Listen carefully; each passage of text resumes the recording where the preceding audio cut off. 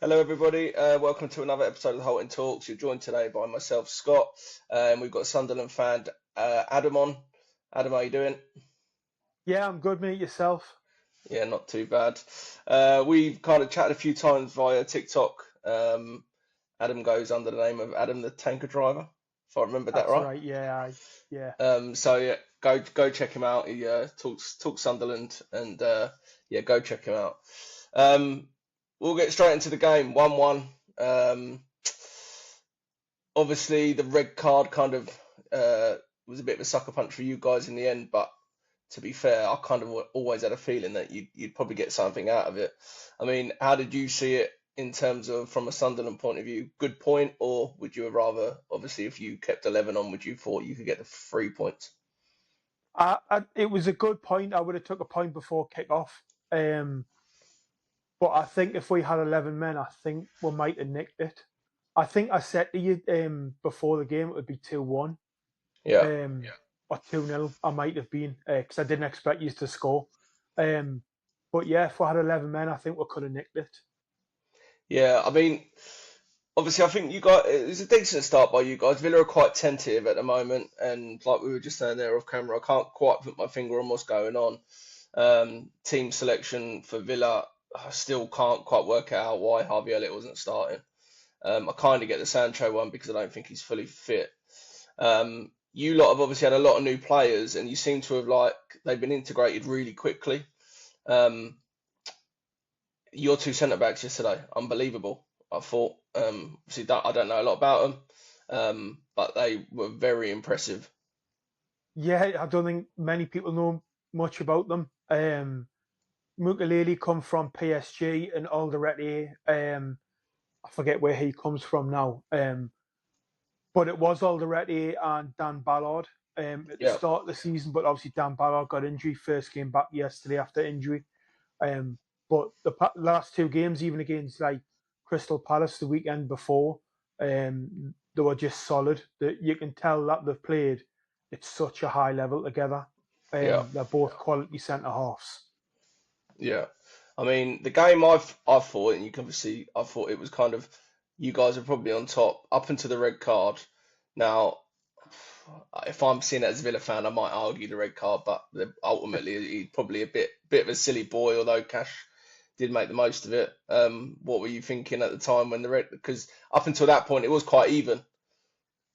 Yeah, it was. It was quite even. I mean, I wrote down. I thought there was going to be two key battles in the match going Yeah, forward. So down our left hand side, I thought it was Lefay against Cash, yeah, and then it was Ronaldo against is it Gessiendo? I think his name yeah, is. yeah. Gesson, Um, I think it's like I'm just winging how I'm saying it as well. yeah, well, they kind of from the first sort of 10, 15 minutes, they're the kind of two key battles I picked out. Yeah, Um, Gusiendo tracked back and got Ronaldo a few times. Cash and Lefay were going, but it ended up being Cash and Ronaldo that clashed. Um, yeah. to be fair, I don't know why he's kicked out. Was it the late challenge? Just a bit of hot-headed minute, but can't really argue the red card. Studs were up, hit Cash in the gentleman's area, Yeah, painful one. You yeah, can't argue the red card. Can't argue it. yeah. Like I said, I kind of felt up until that moment, um, you you guys were relatively in control. Villa weren't really causing any issues from like my point of view. I don't really think there was a massive like out and out chance as such in the first half. Um, and then yeah, just it was just petulant. I know Kashi left a little bit on him, didn't he, in the tackle? Um, Yeah, he but did. Yeah, he went in late, didn't he? He was a couple of seconds late on the yeah, challenge. yeah. The one thing I did like, and I don't know a lot about your manager. I watched a little bit, but obviously watching the Chelsea game and the United game the day before, when Chelsea went down to 10 men, there was like three changes within 20 minutes. But your manager seemed just to be very calm. He obviously brought Ballard on, which was fine, shore it up. But there didn't seem to be any panic in terms of a Sunderland point of view. No, no, he never seems to be like that. He's not like going back, like looking at last season. He didn't really, kind of get over enthusiastic in the game. Like if you scored a goal, he'd he'd cheer for like 1 or 2 seconds, Yeah, and then he'd be like his head's back straight in the game. So kind of, I'm not kind of surprised he wasn't kind of all flustered and headache. He went and sat down and talked with his assistant, and then kind of the worked out. Obviously, Chris Rigg first starting the Premier League, worked out that it'd be best to bring him off and then move Alderete to left back and bring Dan Ballard in centre half with Mukulele.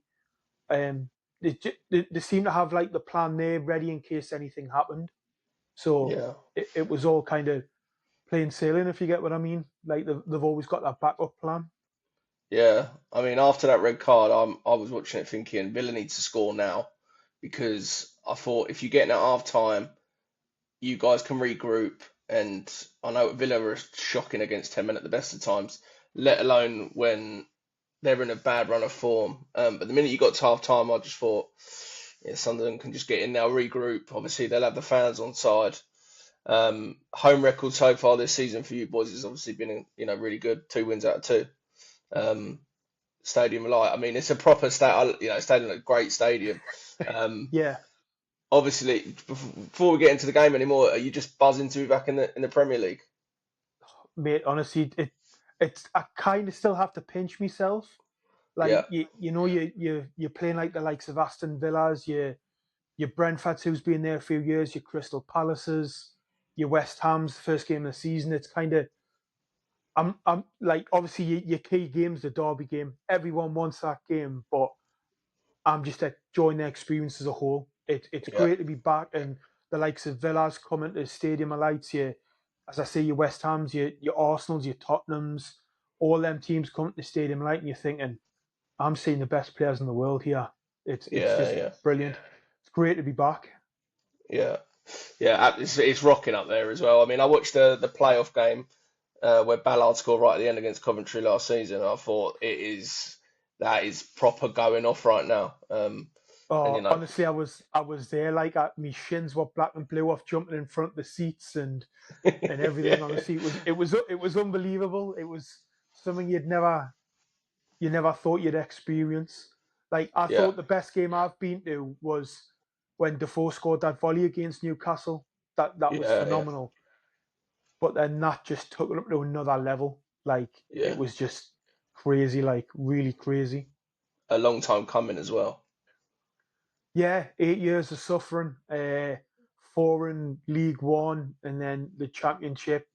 Obviously, the season before went down, and then the 2 seasons back in the Championship to get promoted. So it's been a long Yeah, time coming, but the owner seems to have his head screwed on. They've recruited well.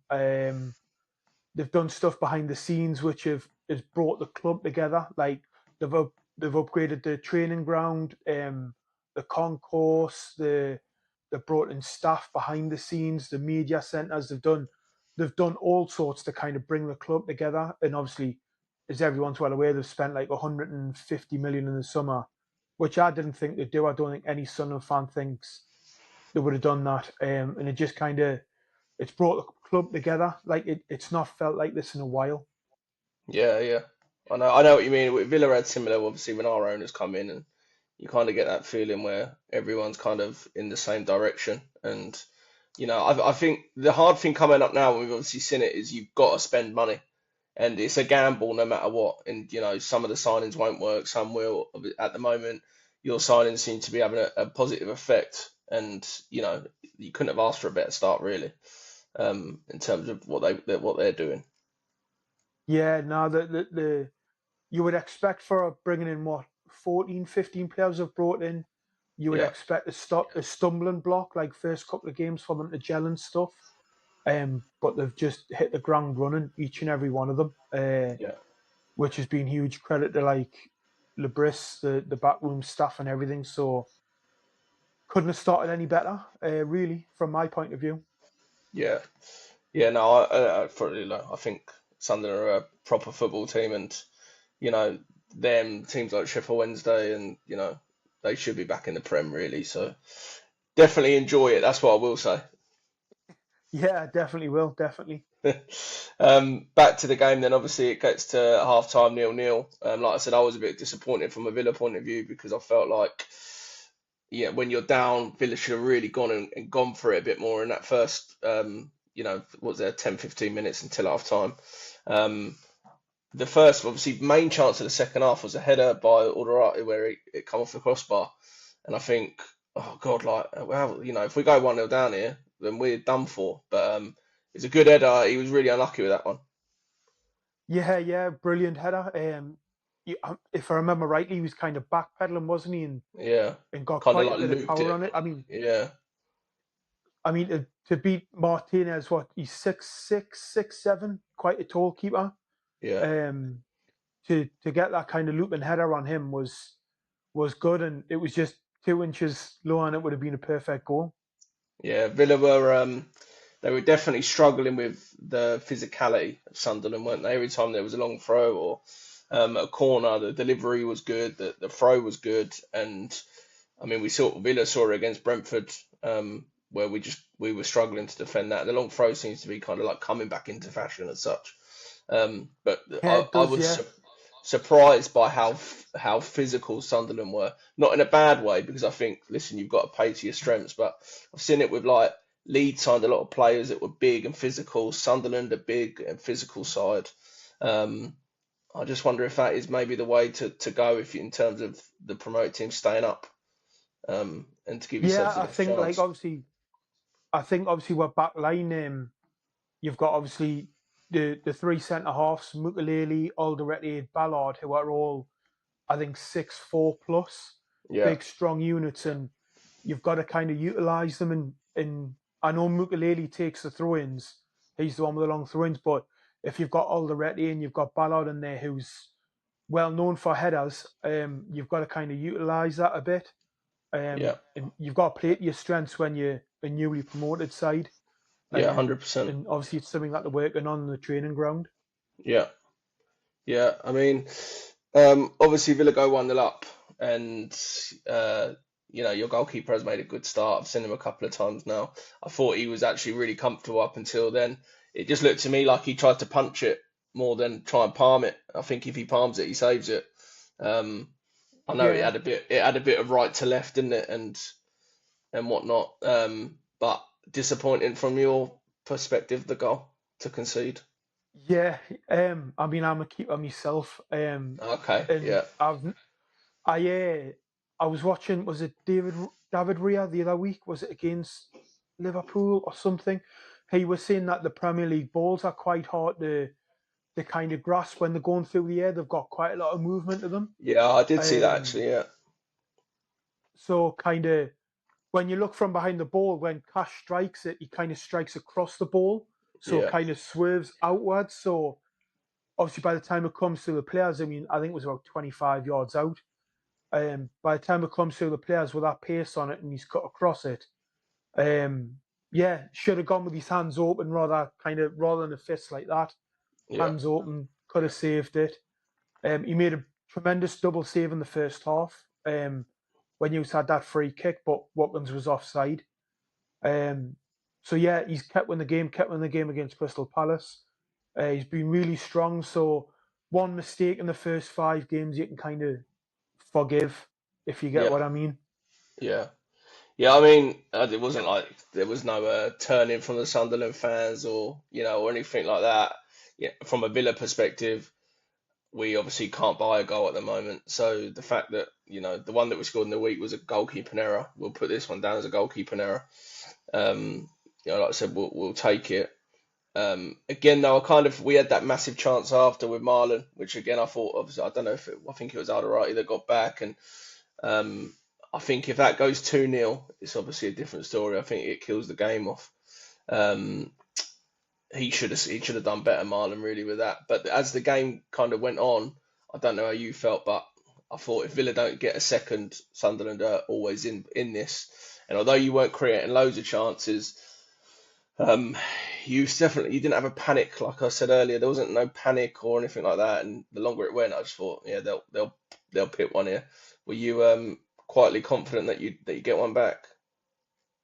Um, since the end of last season, we've got this motto till the end, Yeah, and obviously we've scored a few late goals this season. I mean, the goal against Brentford was late on. Um, I mean, we scored like 3 goals against West Ham, but one of them was late on, if I remember rightly. And who was the other one? Late one against. It's gone out my head, but like we've got this motto till the end, and it's kind of instilled in the club. Yeah, So as long as we're in the game, I think the whole of Sunderland believes that we can do it. Um, but yeah, as far as from like a Villa thing, like I think even in the first half, Ollie Watkins only touched the ball 6 times, and not one of them was in the first half. I remember seeing rightly on Sky. yeah, Um, yeah, you're not playing to his strengths lately. I mean, last season he was on fire. yeah, yeah. Like I said to you before we came on, I can't quite work it out. I think there's something going on behind the scenes. I couldn't tell you what, but the players just Sunderland seemed to want it more yesterday, and I think that's worrying. I love Unai Emery. I had not a bad word said against him. I know there's now a few little murmurs of do we need a change of voice or but he's got so much credit in the bank. But Sunderland were committed to that performance, even though they went behind or they got the player sent off. All the players that are on the pitch were committed, and I'm looking at Villa and I'm thinking you don't look as committed as Sunderland, and that's not a you don't have a given right to win any football match. You've got to earn the right to win. It doesn't matter who you're playing. And yeah, like I said, I thought the longer it went on, Sunderland will score. And I mean, it was a scrappy goal, and we'll obviously come on to that. But the worrying bit for me is that yeah, I don't think any game this season other than Newcastle, we just don't look committed enough, and I don't know how you rectify that because um, I just yeah, they're not going to get rid of Emery. There's absolutely no chance that the whole club is Yeah. revolved around Emery. So, um, the players have got to do something. But his comments after the game, I don't know if you've seen them, but he basically come out and said that a lot of the players were being lazy, which Yeah, is, listen, he's probably telling the truth, but coming out and actually saying your players are being lazy isn't probably a great look. Um, but yeah, I don't, I'm lost. I am quite genuinely quite lost on where Villa are at the moment, because really, and I'm not like we should be going to Sunderland, and if we've got aspirations to be top four again, we should be going to Sunderland at 10 men Sunderland and just putting them to bed. Go and get the first goal before half time. Go and get the second goal, kill it off, and see the game out. But we never looked like we would do that. That's credit to Sunderland, and it's also not great from our point of view. But yeah. I thought was it is it Rogers yeah, the Rodgers, the he's a other mile off it. kind of yeah he was no way all game. I mean he got took out by no it wasn't it was Trey Hume took someone else out, Ah, but no, yeah he didn't he seem did on take it. Rodgers. He did take Rodgers out down by the corner. Because he's put Yeah. something on Instagram, hasn't he? Ah, Is this the model? But it's yeah, like kind of I don't know whether Sunderland's going back a few years. Like obviously with the long throw-ins, the tough tackles, the being big and strong, kind of bringing that back into the game. Is that going to work for them? Like in another 20 games time? yeah. Um, but kind of yeah, there wasn't really any kind of Villa player that stood out for me yesterday. No. The you were all poor, like like we'll come on to Sunderland's goal because I seen a still, and I think you had every single player Oh, I've seen the same one. within Yeah, about 15 yards of Granit Xhaka doing the header, and you yeah, just kind of all went like that and just watched it go over the top. yeah. There Well, was no look, one challenging for the balls I or think anything. Ollie went to go for it, didn't he? And then he kind of like half-heartedly made a move, and then like pulled out. It's a really clever header by Xhaka. It would take that nothing away from him. Oh, yeah, The cushion of the header is great, and I think Mings is obviously playing him on side. Kashi could probably get in and get goal side a bit quicker. It's a good finish, and is that 3-3 in the home games for Isidore? yeah, Which 3-3. Well, West Ham, Brentford, and then Villa. Yeah, and I in mean terms that of goal yesterday, I still haven't seen a proper angle of it where how he hit it. I don't know how he hit it. It was a kind of a yeah, freak goal. I just wasn't expecting it. I thought the minute the Xhaka headed it, I thought, oh God, and the minute it fell to him, and he tucks it away. Oh God, and that feeling again. Yeah, we won't come back from this now. Like we'll have to play out for a draw. I mean, for Isidore, if you can get a centre forward that will get you, 10, 12 Premier League goals in terms of Sunderland staying up, he's obviously on his way. That will be a massive help for you guys in the course of the season. Yeah, it will as well. Yeah. As you say, 10, 12 goals for him, a couple from Mayenda. And then we've got Brian Brobby on the bench that we've just got from, was it Yeah, Feyenoord? Ajax. Was it Ajax? Or Yeah, Feyenoord Ajax, one of the that's the two, one. wasn't it? Yeah, Ajax, yeah. yeah, Yeah, yeah, we've got him from Ajax to come off the bench. And obviously, he's quite a proven striker. So yeah. we've He's a got the big old, he's a firepower big there. old boy. That Brian Brobby, and he's a bit of a unit. He's huge, like proper unit. Yeah. He's a Um, proper unit. yeah, go on, sorry. Yeah, fire away. What were you going to say? No, it's good. Like I said, it's a soft goal from Villa, and from that time on, I know we had the Watkins chance later on, but would you have liked Sunderland to try and go on and get 3 points, or when you get the goal, you're thinking we'll take the point. We're obviously down to 10 men because I felt like Sunderland didn't overly commit after they got back in, and they, obviously Villa had a lot of the ball late on. But I was looking earlier, Villa only had 2 shots on target all game, and obviously it was the Guessand one in the first half where it was a good save, and the goal. 71% possession Villa had, and they didn't do nothing with it really. Obviously we had the Watkins header, but I think if Sunderland had actually maybe gone for it a bit more, I think they could have got something. But do you just think though he was just happy to? We're down to 10 men. We got back in it. We'll take the point and we'll go again. I think that was kind of what they were looking. I think something like that would have been addressed in the change room.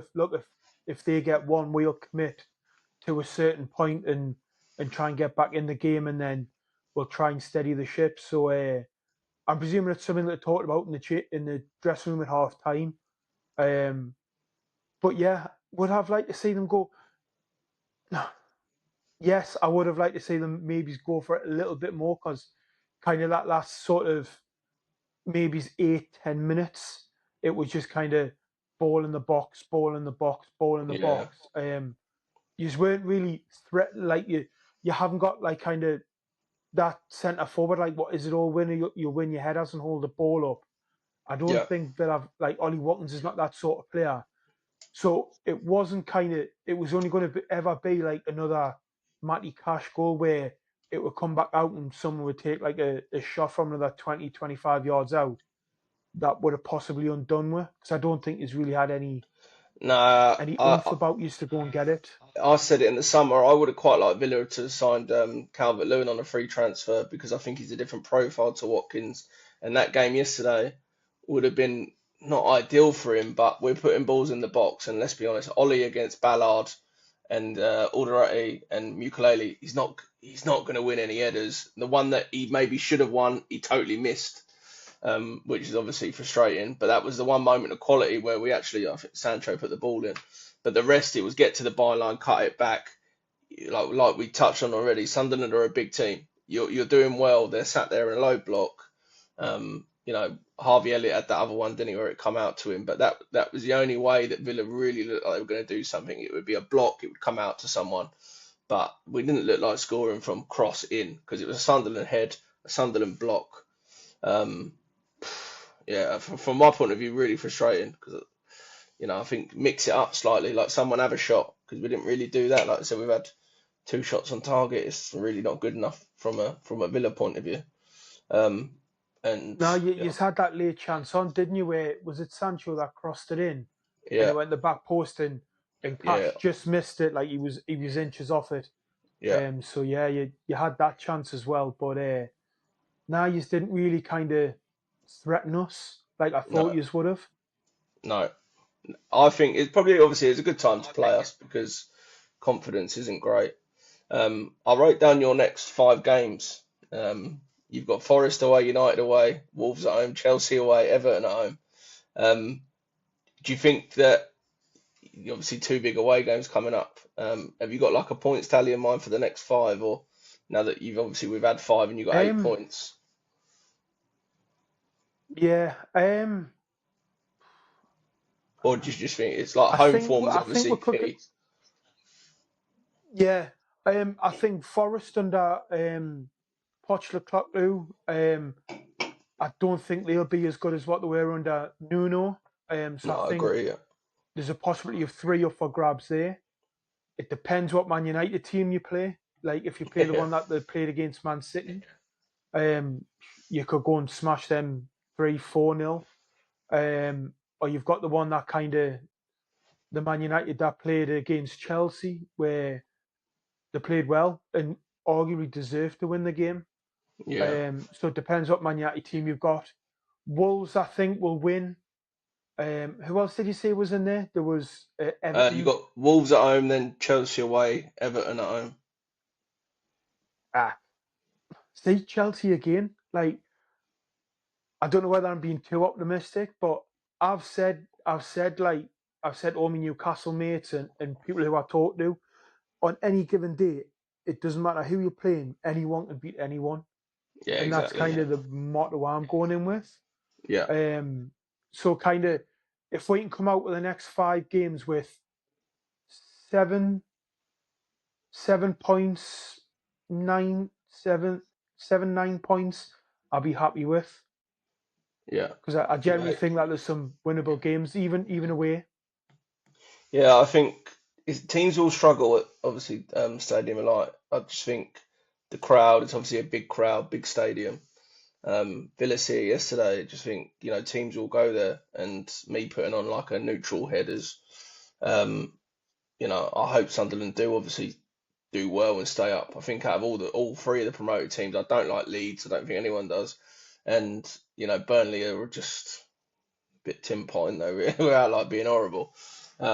But I think Yeah, Sunderland, Sunderland out of all three definitely have a very good chance of staying up. Would you just be happy with 17th and stay up this season?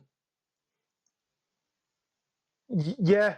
I said it before the season. I'd be happy with 17th, but I think kind of the more you kind of get confident, the kind of oh, could we sneak in like a 13th or 14th place? Don't want to get too optimistic because it comes back and bites you. Uh, but yeah, honestly, anything to stay in the Premier League, it would just be, it would be a real kind of yes, we've done it, and we've proved. Because if you looked at every single bookmakers before the season, you had to pay like 20 quid to get a pound back for Sunderland to go down. Like, Yeah, was so heavy for it to go down. Which I'm surprised at, to be fair. After what we've spent, I mean, as we go back to like 140 million this summer, and I don't think the only player under 15 million was the goalkeeper. He was yeah, 11. Your Xhaka was 17 million. Your Lefay's, your Siddiqui's, your and all that were like 20 millions, and then you had Habib Diarra, who wasn't in the squad yesterday. He was the most expensive signing at 30 million. So yeah, if we stay up by the skin of our teeth in 17th on the last game of the season, by goal difference, so be it. We'll stay up. yeah. Bloody. Um, I mean, the Granit it's just Xhaka I just want signing. to. Yeah, go on, go on. I'll let you speak. No, like as I say, like just staying up by the skin of your teeth. I just want to, for once, as a Sunderland supporter, is just prove people wrong. Like, oh, you're going to go back down. You're going to be the beaten boys of the league, and you're going to get whipped every week. I just want to prove people wrong for once. Yeah. Like, No, I it'd know be what you lovely mean. just to be I know what you proved. mean. It'd just be lovely to prove people wrong. Yeah, with Villa, I mean, I mean, I live down south, so Villa, obviously down here is non-existent. There's hardly any Villa fans, and I would always get that from all of my friends. Villa won't sustain it, so I'm living off that crest of the wave over the last couple of seasons, in terms of Villa. But Yeah, I just think, yeah, we're not obviously we're in a sticky situation. I was just going to touch on Granit Xhaka. I mean, there was probably a few question marks, but obviously I've watched a few of your games this season. I thought he's been class, and I just thought yesterday again. he might not have set the world alight yesterday, but what he done was very effective, very in control of the team and in control of setting tempo and dictating play. Just it's a bit left field when that signing came in. I don't think anyone expected him to go to Sunderland, but when he obviously signed, were you thinking, yeah, that's a proper good signing? And again, like we were touching on the two centre backs Yeah, I earlier, mean, the levels. like kind of it was on, then it was off, and then it was back on, and then the Okay, yeah, chairman flew over in his private plane to speak with him, and then I think at one point there was something like 20 or 30,000 people watching his plane come into, dare say it, Newcastle Airport. Dare say it, Newcastle Airport. Oh, who owns the yeah, airport? That goes on forever up here. But yeah, it was kind of either Granit Xhaka, Jordan Henderson. yeah. Like it was toying between them in the summer. And I think the club's 100% made the right choice. I mean, I watched Theo Walcott on Match of the Day last night, and he said like he's just constantly talking and ordering Yeah, people and telling people I what to did. do. Yeah, I saw that. Yeah, So I think kind of his experience, and he said he's come to Sunderland for the challenge because he wants to be a coach and he wants to learn. okay. Yeah, So rather being at like kind of the top of every league, he's kind of give himself a massive challenge, and he's got it. He's not got the weight of the world on his shoulders, but has he got a point to prove? Because you come to Sunderland, if you get what I mean, yeah, and or I you've only also come to think Sunderland for the money or whatever. I feel like he was a bit tainted is the wrong word, but he was a bit looked down on at Arsenal, and maybe because he picked up the silly red card and whatnot. But I feel like him coming back already so far and what he's doing at Sunderland, people are speaking about him in a lot higher regard. I know he's gone off to Germany, won the German title, and come back, so he's probably getting a bit more respect on his name now than what he probably was getting when he left Arsenal, and rightly so because he's playing well. Um, yeah, he probably has got a point to prove to say I've done it at Arsenal, I've done it at Leverkusen, and I can do it at Sunderland. You know, um, and again, that's not me, Yeah, disrespecting definitely, and it's Sunderland kind or of anything. You know, no, and it's kind of it's what you want, like because obviously we had Dan Neil as captain last year, yeah, um, and at 20, what's he, 22, 23, maybe he's 24, kind of being that young in such a massive pressure point of a league, could he have coped with it? So bringing the experienced head of Granit Xhaka kind of is a marquee signing, I would say, has been kind of, I think out of all three teams, I think if any of the new promoted teams would have took him, they would have been unbelievable. But to get him for Sunderland, it's just kind of, as again, it's a pinch point moment. Is he really playing for Sunderland? yeah, Like yeah, it's, and if we do stay up, is can he have influences on better signings next year, yeah, like to come with the squad? So obviously we've kind of got that core squad now. Like next year, can he say to like kind of, I don't know, whoever he's played with, kind of, oh, come and join Sunderland, come and join this, and I'm the captain. This is what's going on. So bringing him in for this season to kind of steady the ship in midfield, um, could be massive recruit. I can't say the word. You get what I mean in the yeah, future. yeah, yeah. Villa had a similar. Obviously, I think Villa had a So similar thing in terms of like Rashford come in and Asensio's come in, like when they come on loan last season. I think good players see good players signing for clubs and think, then you hear good things about the club. I think so when Sancho come into Villa, at the end of the window, um, he said Rashford only had good things to say, and I think someone like Xhaka at Sunderland would be a similar kind of scenario where he can say, "Come in, you're loved by the fans because it's that kind of fan base that would get behind, really good players, and you'll be loved up there." So yeah, I think you're definitely on the right track of if they can stay up next season. They're not afraid to spend any money, so um, you just don't know what will be. You don't know what will be in terms of what goes on in the future. Are you saying? Are you confident of staying up? before we wrap it up? Do you think you'll have enough to start? Touch wood, yes, I am. I'm Yeah, confident. I think we could finish about 15th. yeah, I'd be happy with that. But as I say, taking 17th on plus 2 goal difference at the end of the season, I'd be happy with. yeah, So yeah, I'm confident.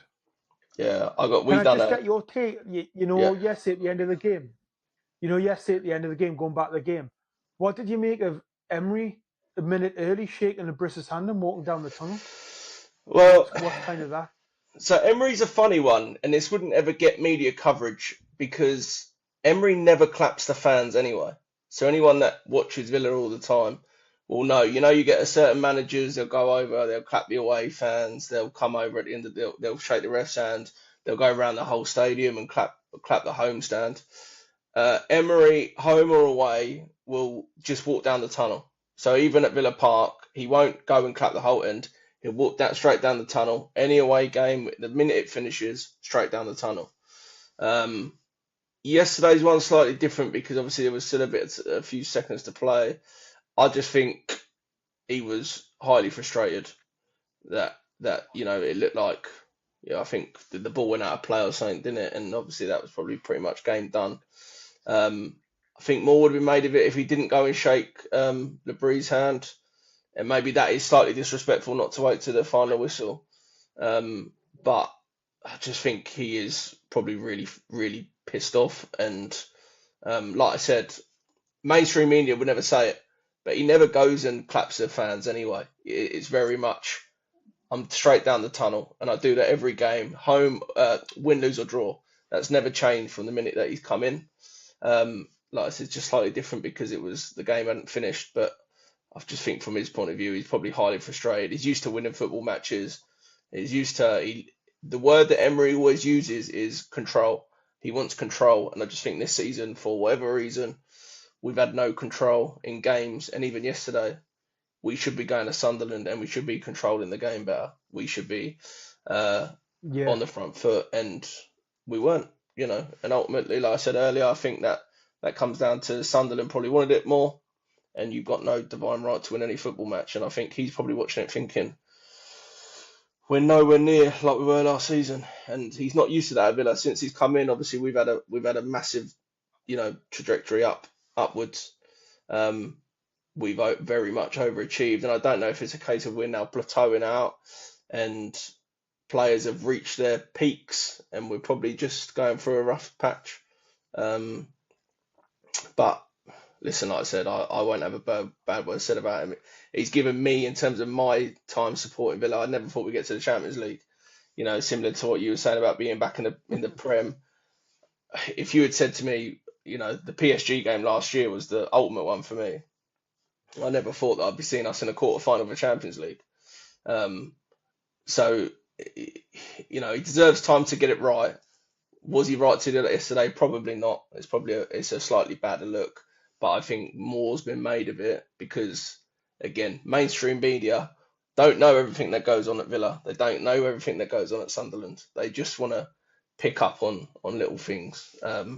But maybe just from a respect point of view to Lebris, he should have waited. But like I said, I'm glad he at least shook his hand and then went off. But um, yeah, he's not one to stick around. I just think he's frustrated that he's got no money to spend, and frustrated with obviously how we're playing. You know, but he does have to take a little bit of credit, a little bit of stick because I said team selection wasn't great for me. His subs weren't great for me.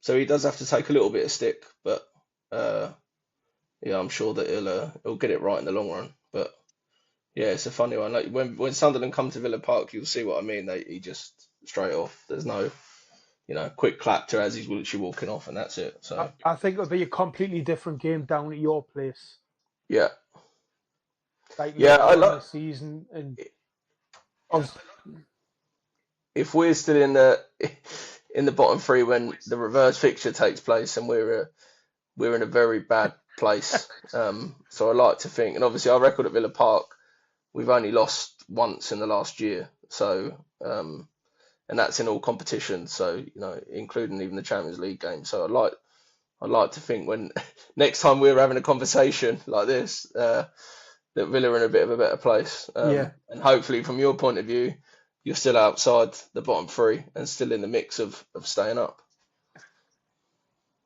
yeah, still in the European spots. Yeah, yeah. No, like I just Because think of seventh eye, so you've got to just you've got to ride it for as long as you can. And I see it with Villa when we come up back up to the Prem. I really love the Championship. I think the lower league stuff is great in terms of um, the non-media side of it. You can go watch a game. It's proper. You've got the proper fans there. Whereas now, and I can see it with Villa already. There's taken over by hospitality, and the media are always want to put their 2 pence in. But yeah, you just got to enjoy it. And listen, if we never had like a bit of hope, then what's the point of being a football fan? You know. yeah, exactly. So how do you see your next 5 games going? I don't know. I didn't research your next Uh, five, but well, how do you see your next 5 going then? we've got Fulham and Burnley at home as the next two in the league. We've got Bologna on Thursday in the Europa League, which I think will go two ways. If we can separate the competition and think it's a different competition, slightly different atmosphere, like Villa Park should be rocking, and we can go and get a result, I think then we go into Fulham with a bit more confidence. Fulham are a good team, so like that'd be a hard game, but if we can get 3 points at Fulham and then we follow it up with another 3 points at Burnley, I don't think it looks as bad, because we have only lost twice. So one was a sloppy game against Brentford, and then the second one at Palace. But Villa's record against Palace is awful.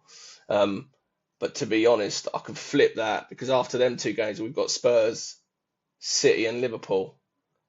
So it's you then start thinking if we don't pick up anything in the next two, the next three look really hard. And if you don't pick anything up in that, then you're 10 games in and you still haven't won a game. And that's like Yeah, the old Villa side coming out. I try and be as positive as possible. But like I said, yeah, I think Emery he's got enough to turn it around. We've got the players to turn it around. It's just just all about keeping positive, sticking together. Everyone has a bad run. We had a bad run last year. We went I think 8 games where we didn't win in all competitions, and you can get through it. But yeah, you just need a bit of luck. One to go off your backside, and you scrape a 1-0. But I think we'll be all right. Whether we'll be as good exactly. as we have been over the last couple of seasons, I'm not sure because I think other teams have got better. And you always get a surprise package like Forest last year. Maybe that'll be Sunderland this year. um, you know, yeah. But I'll try. I'll keep the faith for a bit longer. I'll keep the faith for a bit longer. But yeah, Definitely, yeah. you've got to. Yeah, that's it. That's it. Right, perfect. We'll wrap it up there. But actually, before I finish, we've done a competition on our TikTok channel and YouTube channel, and the winner for the competition was Ryan Hooper. Now, Ryan, I have tagged you on a TikTok post already and dropped you a message. So well done for winning that. We'll run another competition for Well our done, channel. Ryan. Well done, Ryan. Yeah, thank you. We'll run another competition when we hit the next milestone. So keep an eye out for that. Adam, thanks for coming on. Like I said, I got a lot of time for Sunderland, so keep up the good work, and yeah, we'll keep chatting, and we'll have you again on for the reverse fixture, and go from there. Yeah, no problem. Best luck for the rest of the season, mate. Thanks, mate. You too. I've given up the Villa, but obviously I'm not Take care. expecting you to. Thank you. Hi there, lads. Uh,